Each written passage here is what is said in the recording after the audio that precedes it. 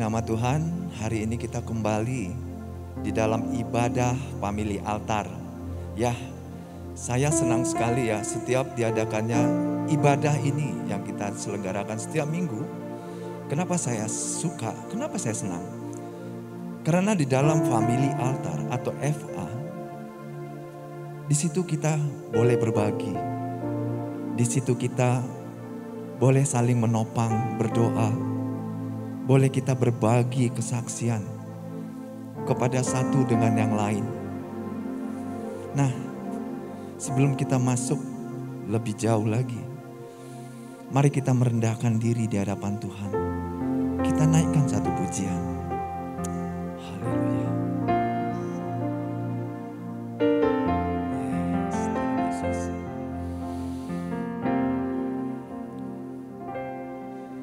Engkau Tuhan yang setia, waktumu selalu yang terbaik. Yes. Engkau Tuhan sandaranku, dan ku hanya kan berharap padamu. Satu-satunya yang ku andalkan, satu-satunya yang ku percaya. Engkau sumber kekuatan, sumber pengharapan, sumber kedamaian. Satu-satunya yang ku andalkan, satu-satunya yang ku percaya. Engkau Tuhan memberkati, Tuhan penyembuhku, Tuhan pemulihku.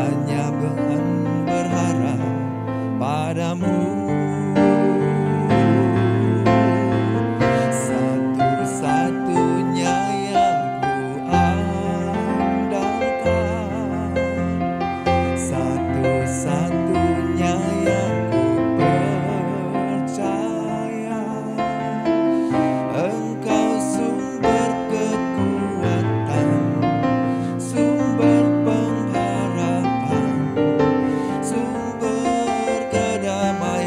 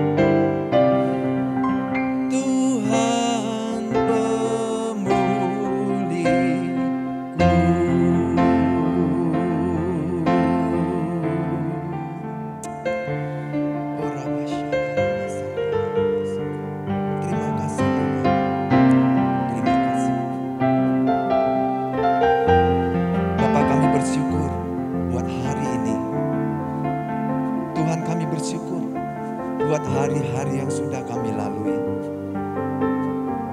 Terima kasih buat penyertaan Tuhan. Terima kasih buat perlindungan Tuhan. Terima kasih buat kesehatan yang sudah Tuhan berikan kepada setiap kami. Kepada anak-anak Tuhan yang ada di FA.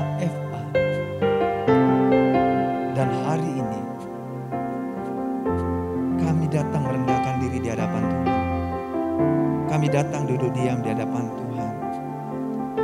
Kami datang untuk mendengar apa yang Tuhan katakan kepada setiap kami. Mari Bapak urapi anak-anak Tuhan yang hari ini menyaksikan, bahkan ikut terlibat di dalam ibadah family altar ini. Urapi pikiran, urapi hati, urapi mulut, lidah kami, dan urapi hamba untuk hamba dapat berkata-kata tentang apa yang menjadi tuntunan Tuhan di hari-hari ini. Terima kasih Tuhan, terima kasih. Hanya dalam nama Tuhan Yesus kami berdoa dan mengucap syukur. Haleluya.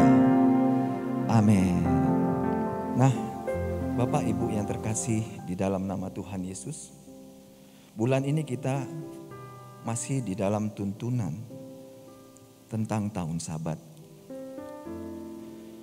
Kembali saya ulangi bahwa sejak tanggal 6 September tahun 2021 pada pukul 18 WIB kita memasuki tahun 5782, yaitu integritas dan tanggung jawab di tahun Sabat 5782.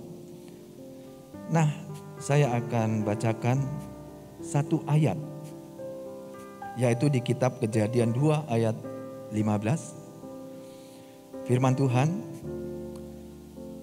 Allah mengambil manusia itu dan menempatkannya dalam Taman Eden untuk mengusahakan dan memelihara taman itu. Tuhan mengambil manusia itu dan menempatkannya di Taman Eden. Artinya Tuhan mengambil manusia itu dan menempatkan di taman itu. Apa tujuan Tuhan menempatkan manusia itu di dalam taman itu? Yaitu untuk mengusahakan, untuk merawat, untuk mendandani, dan untuk menjaga. Nah, Bapak Ibu, Taman Eden sebagai representasi habitat manusia di saat itu disediakan oleh Allah untuk kepentingan manusia, yaitu dengan cara manusia mengusahakan dan memelihara Taman Eden tersebut. Kehidupan umat manusia di dunia ini sangat bergantung dengan daya dukung lingkungan tempat kita hidup. Karenanya kemampuan kondisi lingkungan untuk terus dapat memberikan dukungan dan manfaat bagi kehidupan manusia harus benar-benar diperhatikan dan dijaga sebaik mungkin. Karena lingkungan hidup tentu tidak dapat secara sepihak dan terus-menerus mendukung jumlah kehidupan serta aktivitas tanpa batas dari manusia. Sebab apabila lingkungan mengalami kerusakan atau sudah tidak mampu lagi mendukung kehidupan manusia, tentulah manusia akan menuai berbagai macam kesulitan. Ya, baik di kehidupan saat ini maupun di kehidupan yang akan datang. Jadi tentunya dalam kitab Kejadian itu, apa yang Tuhan ciptakan? Nah, Kejadian 1 dikatakan Tuhan menciptakan langit dan juga bumi dan seisinya. Nah, Mazmur 104 juga menceritakan bahwa Tuhan adalah Tuhan semesta alam yang memelihara bukan hanya manusia ciptaannya saja, tetapi alam semesta juga, ya. Nah, Mazmur 104 ayat 30. Ketika Tuhan mengirimkan rohnya maka bumi diperbaharui dan dipulihkan. Ketika Roh Allah dicurahkan atas bumi, maka bumi diperbaharui dan dipulihkan. Namun saya mengajak kita untuk membuka Yesaya, ya, Yesaya 32 ayat 15. Sampai dicurahkan kepada kita roh dari atas, maka padang gurun akan menjadi kebun buah-buahan, dan kebun buah-buahan itu akan dianggap hutan. Lalu, apa tanggung jawab kita sebagai umat manusia? Apa tanggung jawab kita sebagai ciptaannya yang sudah diberikan tanggung jawab sama Tuhan? Nah, bumi tidak menerima Roh Allah. Janji Tuhan dalam Yoel 2 ayat 28 sampai 30, Tuhan akan mencurahkan rohnya atas semua manusia, sehingga melalui manusialah bumi akan dilawat oleh Roh Allah. Nah, kembali lagi ya, manusialah yang melakukan perawatan atas apa yang sudah diciptakan Tuhan. Kita tahu FA itu dipakai Tuhan untuk mengubah lingkungan. Tuhan pakai kita, tentara-tentara Tuhan yang ada, yang ditempatkan di FA untuk mengubah lingkungan yang tidak baik itu menjadi baik. Mengubah lingkungan yang mungkin banyak ya di lingkungan itu yang belum mengenal Allah atau mengenal Allah belum sungguh-sungguh. Tugas kita adalah melakukan pelayanan di lingkungan itu. Dengan demikian, banyak jiwa-jiwa yang terpanggil, banyak jiwa-jiwa yang bertobat. Ya. 2 Tawarikh 7 ayat 14. Dan umatku yang atas namaku dan atasnya namaku disebut, merendahkan diri, berdoa dan mencari wajahku, lalu berbalik dari jalan-jalannya yang jahat, maka aku akan mendengar dari sorga dan mengampuni dosa mereka, serta memulihkan negeri mereka. Ya, saat manusia jatuh ke dalam dosa, maka tanah dikutuk oleh Tuhan. Tetapi saat manusia bertobat dan berbalik dari jalan-jalannya yang jahat, Tuhan akan memulihkan negeri. Tuhan akan memulihkan kota. Tuhan akan memulihkan lingkungan kita. Kita percaya bahwa pertobatan adalah karya daripada Roh Kudus. Pertobatan berada di luar kemampuan kita. Namun saat Roh Kudus bekerja, Ia akan membawa manusia. Tuhan akan membawa kita ya kepada seluruh kebenaran. Nah, Bapak Ibu yang terkasih dalam nama Tuhan Yesus, saya akan memberi kesaksian bagaimana Tuhan mengubahkan lingkungan tempat di mana saya dan istri atau keluarga itu tinggal. Di sini memang kami ya, nggak ada yang kebetulan bagi Tuhan. Kami ditempatkan di satu lingkungan yang dapat saya katakan lingkungan itu tidak baik. Kenapa saya katakan tidak baik? Karena setiap saat ada saja kejadian yang tidak menyenangkan di situ, di lingkungan itu. Pencurian banyak terjadi, kekerasan, kegiatan narkoba itu kerap terjadi di lingkungan tempat kami tinggal. Dan tidak kebetulan di sebelah rumah kami itu adalah tempat mangkal daripada supir-supir angkot dan juga orang-orang pasaran lainnya. Memang dari awal kami tinggal di situ sama istri, kami sudah membangun mesbah ya. Berdoa untuk lingkungan, berdoa untuk kedamaian di lingkungan, berdoa untuk kesejahteraan di lingkungan itu. Tetapi ketika kami melakukan itu, jawaban belum kami terima. Dan terus kami mendengar nyanyian-nyanyian dari orang yang sedang mabuk, lagu-lagu yang tidak layak untuk diperdengarkan, dengan kata-kata yang kotor. Itu kerap sekali kami dengar, bahkan mengganggu tidur kami. Nah, Bapak Ibu, berawal dari hilangnya sepeda motor kami, tepatnya di bulan 4 ya, bulan 4 yang lalu di tahun ini juga. Nah, itu sangat memukul perasaan saya.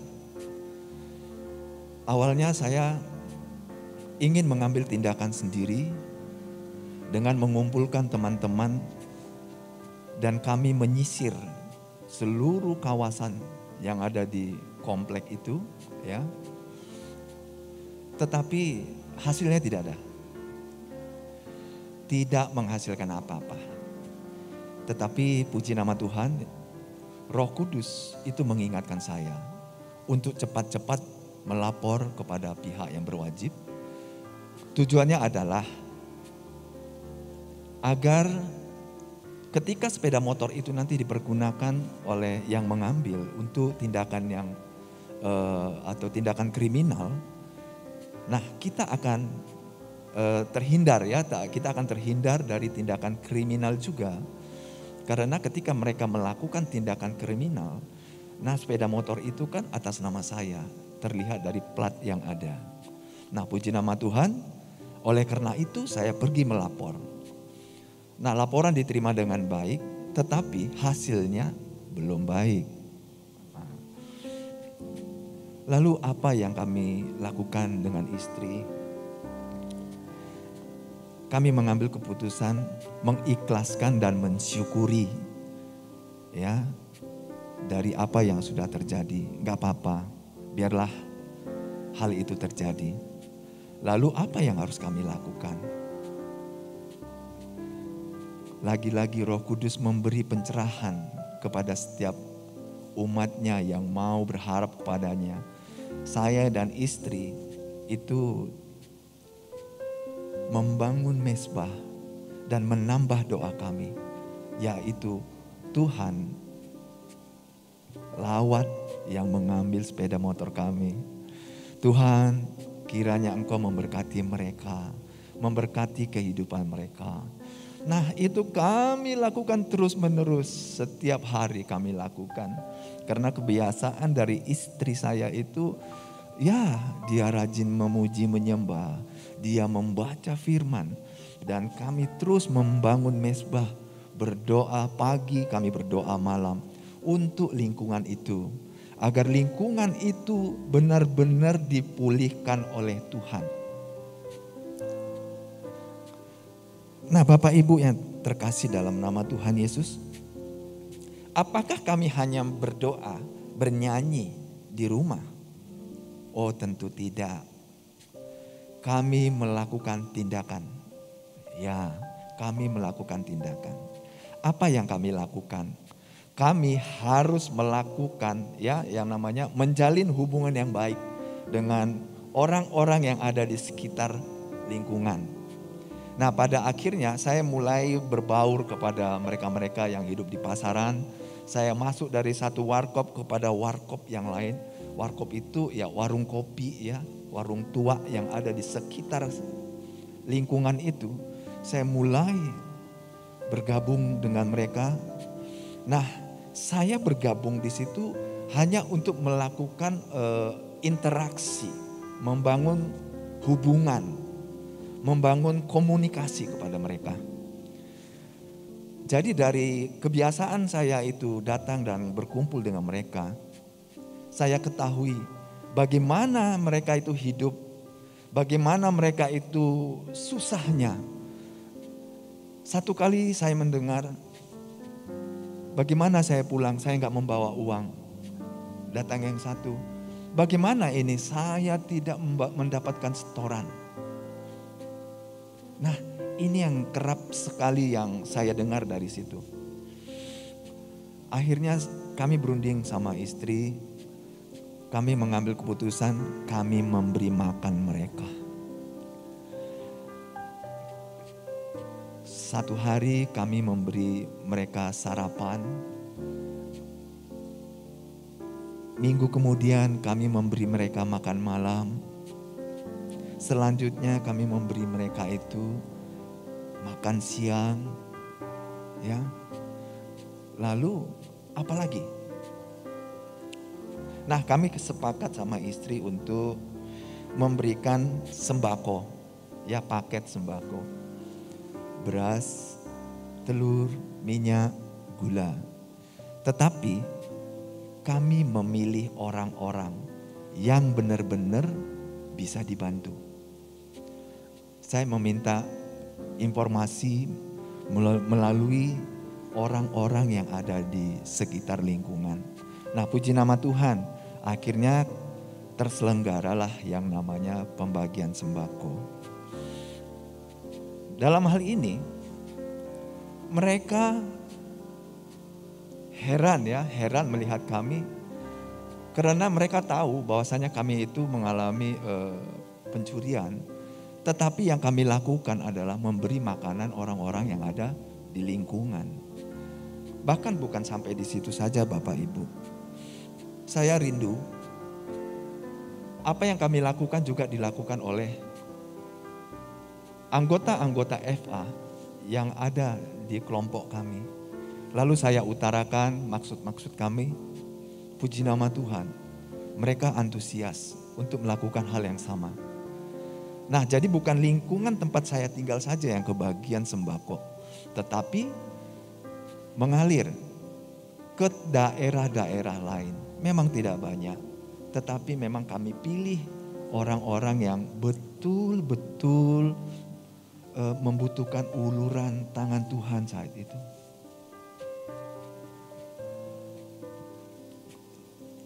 Setelah itu, apa yang terjadi setelah kita melakukan membangun mesbah dengan maksud-maksud ya agar lingkungan itu dipulihkan Tuhan. Setelah kita berbagi kepada mereka, membangun komunikasi, membangun interaksi, membangun hubungan kepada setiap mereka. Apa yang terjadi setelahnya? Nah, perlu saya saksikan kepada Bapak Ibu. Satu hari, saat itu adalah waktu itu adalah sore hari ya. Saya pulang dari luar dan saya masuk ke rumah.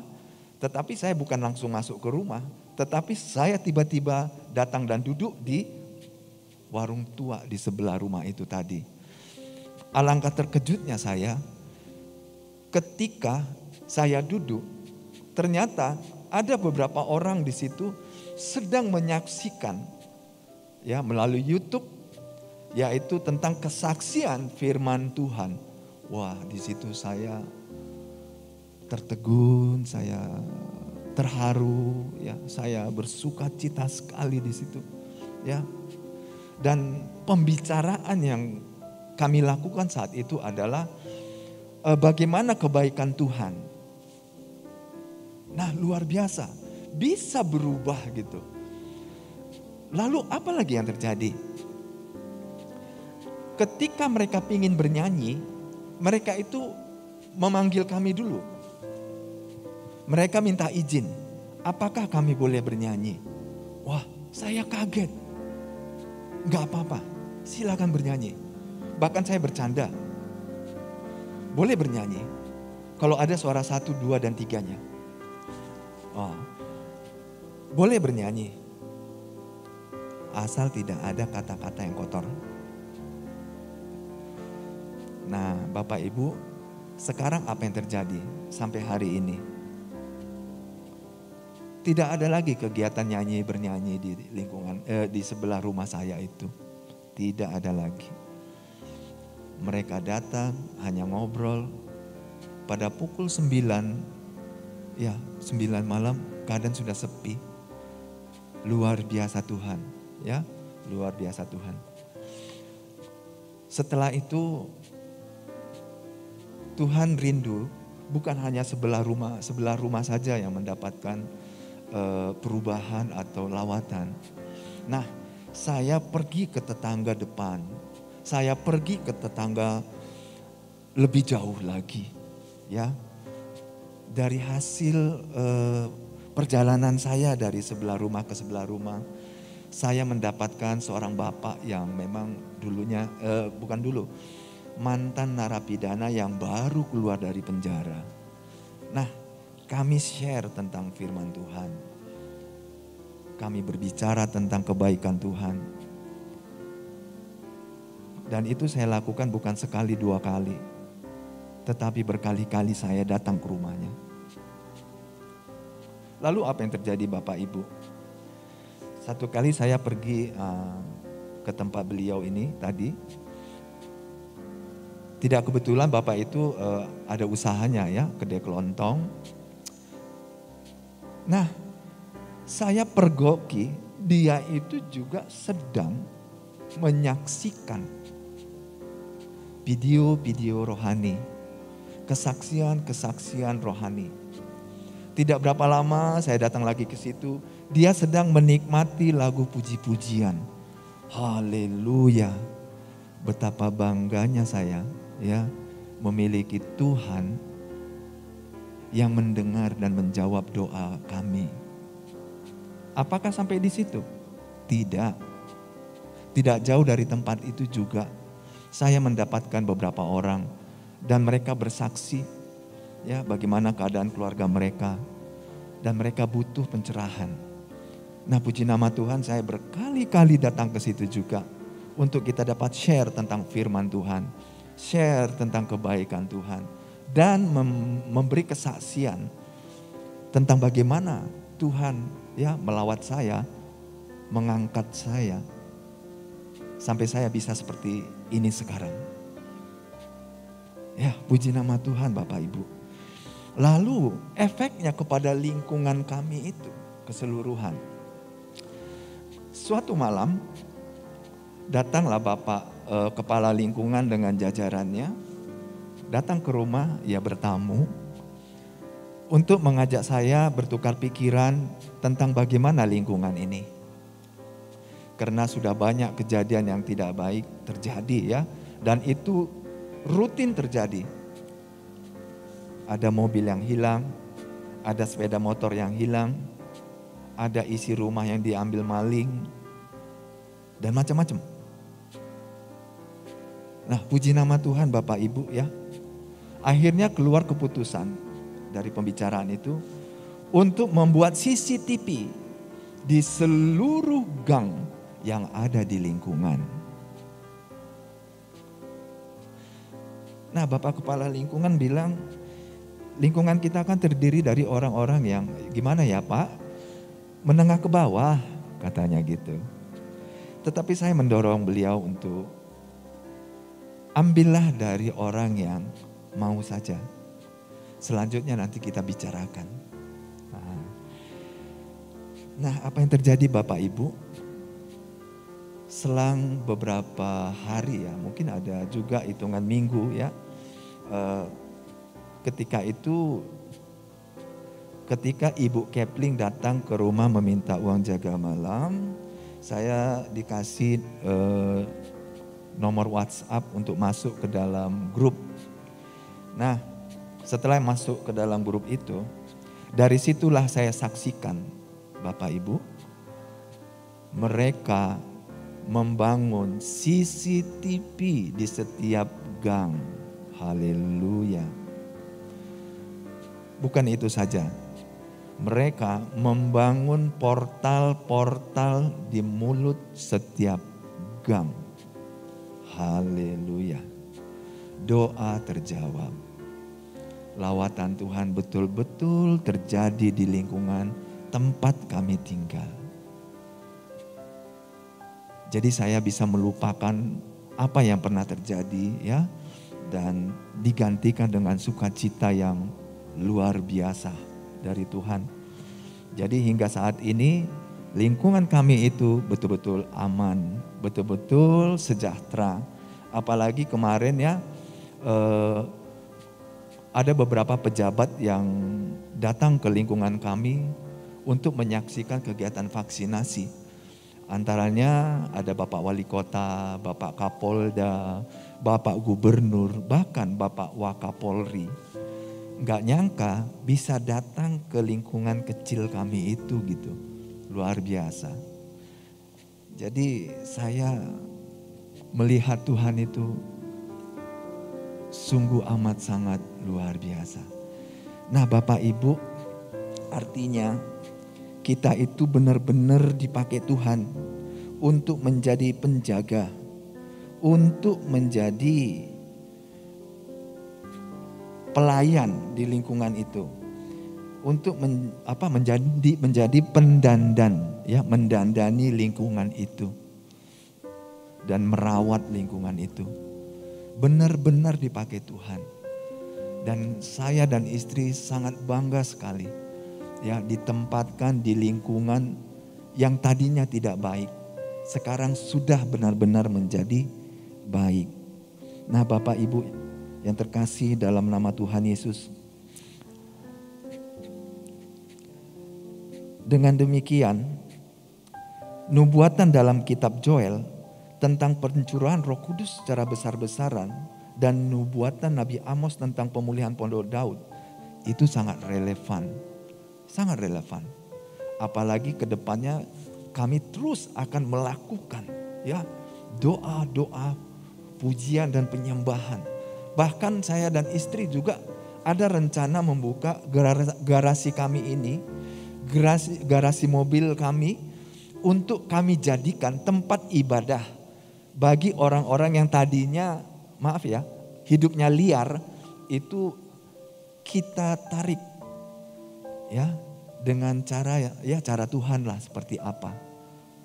Jadi mereka satu saat nanti mereka datang ke rumah bersama-sama dengan kami untuk memuji, menyembah, memuliakan nama Tuhan. Dan benar-benar relevan dan benar-benar terjadi. Nah saat Roh Kudus dicurahkan, maka bumi pun akan dipulihkan.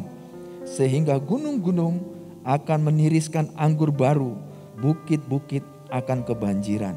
Kata Amos 9 ayat 13 sampai 14. Nah Bapak Ibu, saya bertanya kepada setiap kita, bagaimana dengan FA saudara?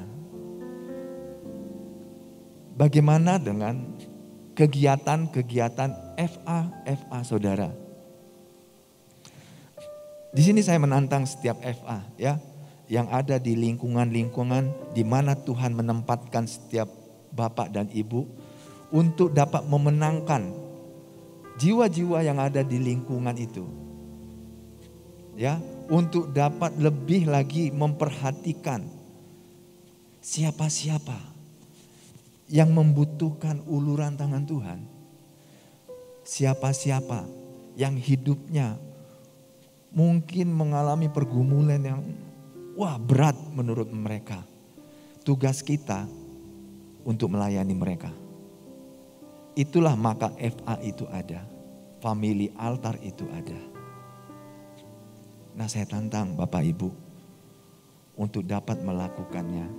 Dan pada akhirnya jiwa-jiwa dimenangkan. Dan pada akhirnya nama Tuhan dimuliakan. Amin Bapak Ibu. Aku satunya yang ku andalkan,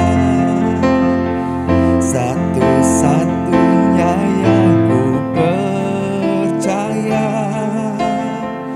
Engkau Tuhan memberkati, Tuhan penyembuhku, Tuhan pemulihku. Satu-satunya yang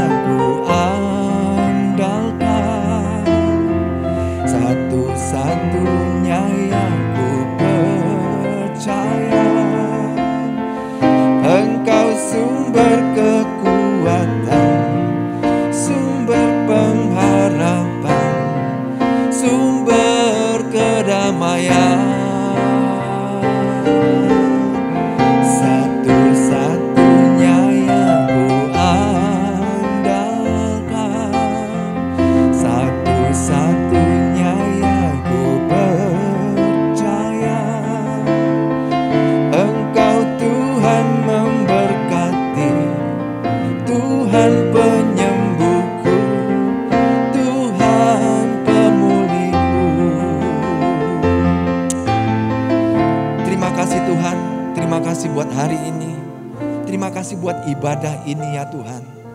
Di mana saat ini Tuhan sedang melakukan penuaian jiwa-jiwa. Saat ini Tuhan sedang melakukan pemulihan demi pemulihan di lingkungan tempat kami. Saat ini Tuhan sedang melakukan, mencurahkan berkat-berkat bagi jiwa-jiwa yang membutuhkan pertolongan tangan Tuhan. Tuhan terima kasih buat tuntunan Tuhan. Tuhan terima kasih buat FA-FA yang malam hari ini mengikuti ibadah FA ini.